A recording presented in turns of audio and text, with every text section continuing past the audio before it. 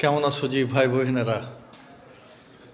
আজ ফের চলে এনো তোমার সাথে গল্প কহার লেগে। একটু কথাবার্তা কহি, এটাই তোমরা শুনতে ভালো লাগবে। হাম একটু কহা জিটা হেলকা করি। আমি যখন থ্রিতে কি ফোরে পড়ি এরকম, তো হারা কিন্তু 15-20 জন একসাথে খেলতুম। যেখানে যেতাম মাছ মারতে যেতাম, খেলতুম, কাজিয়া করতুম, সব একসাথেই। তো খেলতে খেলতে হালকা কানটাতে একটা পুকুর ছিল, মোহাম্মদ হোসেন মিয়ার পুকুর, ঈদগাহার আগা দিকে, পোলাডাঙ্গা ঈদগাহার আগা দিকে। তো ওখানে ওই পুকুরের ওপরে ফের আলতাব মডেলের একটা আমের গাছ ছিল। আলতাব মডেল ফের হলো হার নানা, নানা মানে হার নানার বহুন।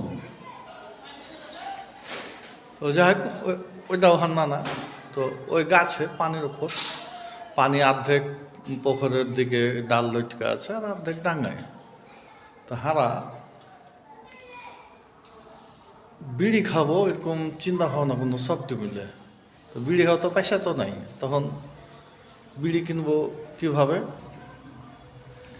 তো আমার ঘরে একজনা কহিলে যে বুদ্ধি আছে, দেশলাই কিনতে হবে আগে একটা, আটানা দেশলাই কিনবো। কিনে তখন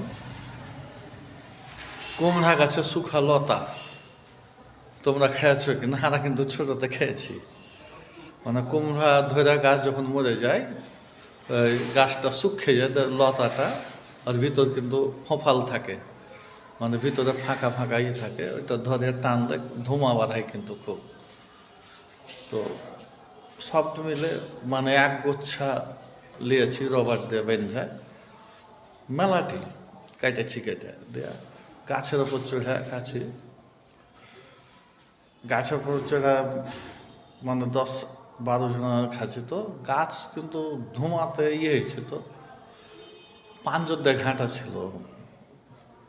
তো ঘাঁটাটা মানুষ যাচ্ছে কিছু ধোঁয়া কিসের, আর লতার বন্ধান মানে কি পড়ছে এরকম